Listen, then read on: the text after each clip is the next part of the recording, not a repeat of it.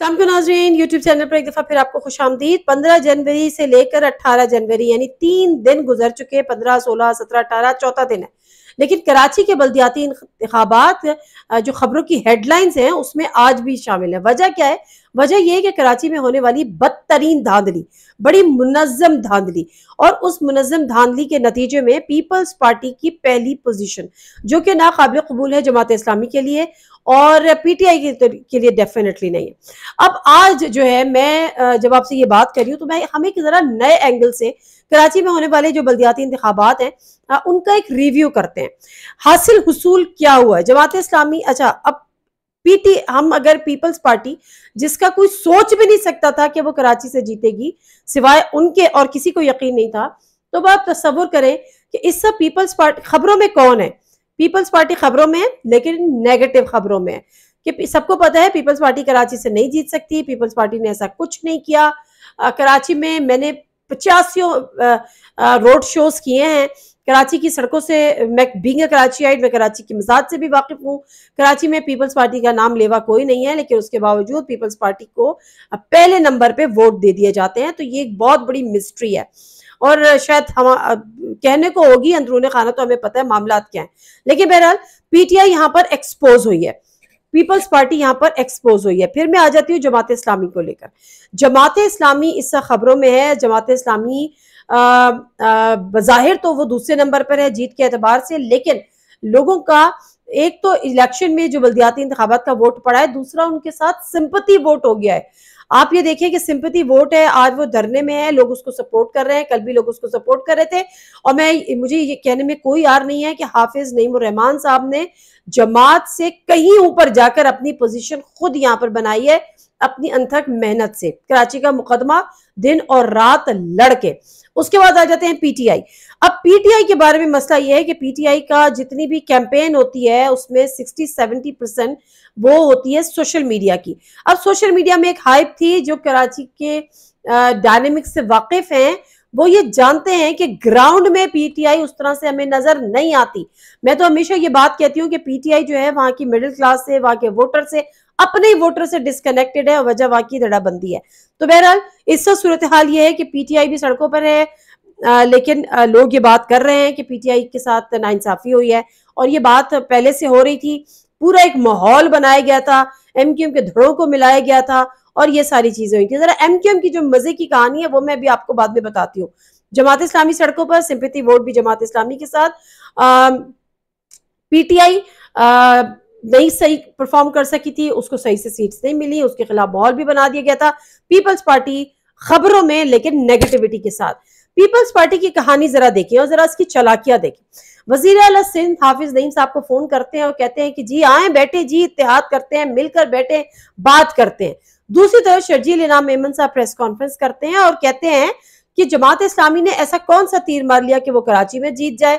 तो आप जरा, ये पीपल्स पार्टी का पुराना तरीका वारदात है कि एक तरफ जो है वो आप उनको प्यार से पुचकार के और उनको टेबल पे लाने की कोशिश करें, और दूसरी तरफ उनको आप तड़ियां भी लगाते रहे और उनके जरा स्क्रू भी टाइट करते रहे। मतलब दोनों, एक सॉफ्ट वाले लोग और एक हॉकिश, दोनों आप मंजरे आम पे रखें।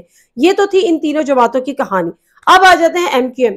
वो एमक्यूएम जो कहती है कि हम कराची की सबसे बड़ी जमात है, वो एमक्यूएम जो कहती है कि जी हम हैं तो कराची है, वो एमक्यूएम जो कहती है कि चूंकि हमने बाइकआउट किया इसलिए कराची का वोटर बाहर नहीं निकला। अब हम कुछ कहते हैं तो उनको फिर बुरा भी लग जाता है। तो मैं इससे तो अभी छोड़ दें बाइकआउट वाली कहानी। एमक्यूएम कहाँ है? कहीं नहीं है।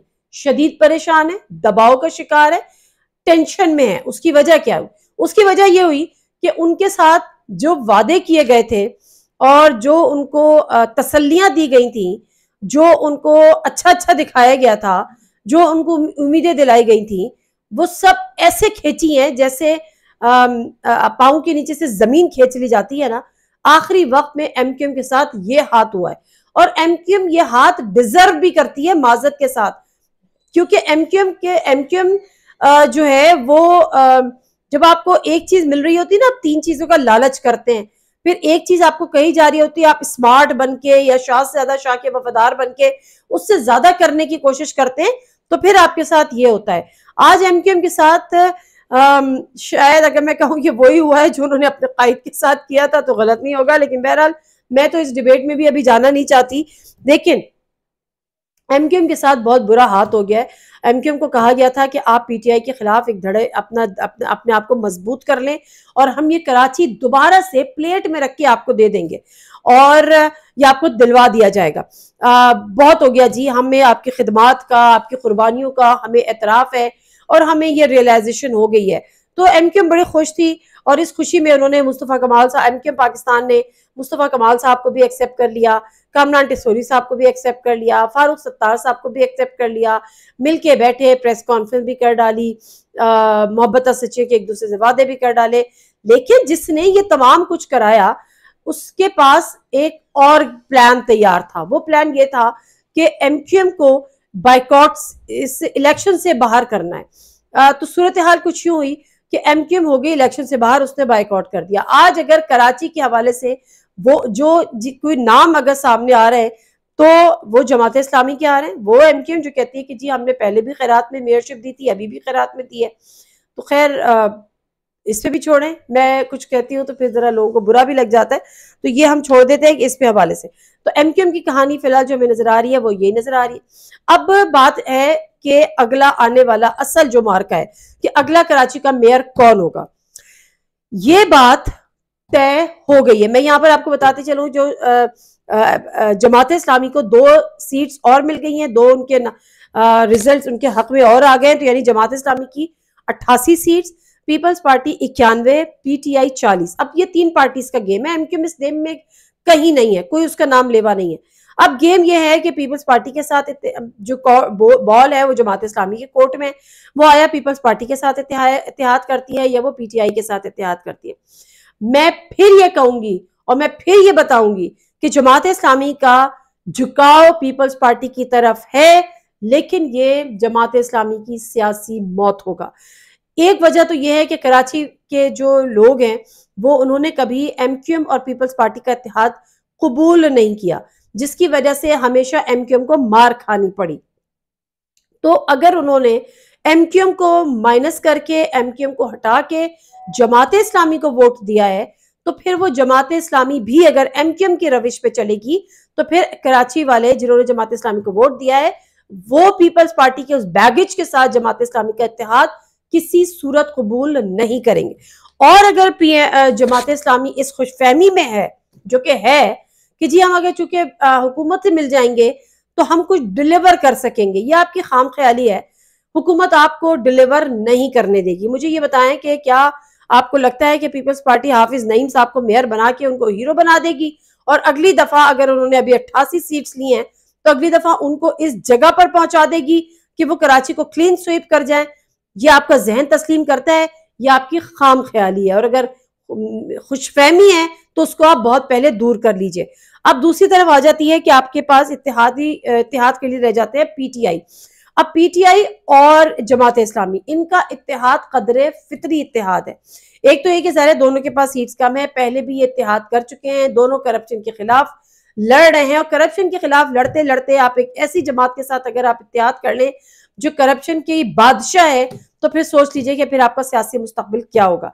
तो मैं तो फिर भी एक दफा, क्योंकि मैंने हाफिज नईम साहब को थ्रू आउट सपोर्ट किया है और ये सपोर्ट उस वक्त नहीं थी जब इलेक्शन के दिन करीब आ रहे थे, उससे पहले से जो थोड़ा बहुत मुझे जानते हैं, जो मेरी ट्विटर की टाइमलाइन से और जो मेरी चीज़ों से वाकिफ हैं, उनको पता है कि जमात इस्लामी को ना सही लेकिन हाफिज नईम साहब को एज ए इंडिविजुअल मैंने सपोर्ट किया है, क्योंकि वो एक जेन्युइन, और उनको मैंने कराची का मुकदमा लड़ते हुए देखा है। तो उनको तो मैं एक मुखलिसाना मशवरा यही दूंगी कि आप ऐसा, अगर आपने ये किया जो आप सोच रहे हैं, जो आपके जहन में चल रहा है, और आप भी कई जगह पे अपने पार्टी के फैसलों पे तस्लीम खम भी करना पड़ता है, मजबूर भी हो जाते हैं, लेकिन आपको ये आवाज उठानी होगी, क्योंकि जमात इस्लामी को पीपल्स पार्टी की करप्शन के खिलाफ वोट मिला है। और अगर जमात इस्लामी को पीपल्स पार्टी से इत्तेहाद करना था तो फिर क्यों ना पीपल्स पार्टी को ही जो है वो क्लीन स्वीप हो जाता, पीपल्स पार्टी को ही तमाम लोग वोट दे देते, और पीपल्स पार्टी चूंकि हुकूमत भी है तो फिर वो अपना मेयर ले आती और कराची में बड़ा डिलीवर कर देती और ये सारी चीजें हो जाता है। तो जमात इस्लामी को ये सोचना होगा, ये समझना होगा कि ये अगर उसने पीपल्स पार्टी के साथ इत्तेहाद किया तो उसकी जो मकबूलियत कराची में हुई है, जो उसने अपनी जगह कराची में बनाई है, वो वहां पर खत्म हो जाएगी।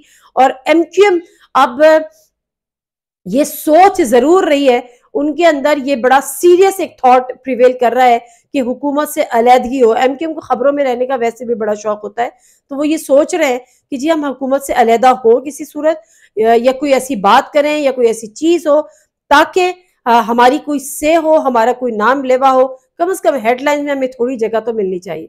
नादिम, मेरे से कोई इजाजत दीजिए, अल्लाह हाफिज।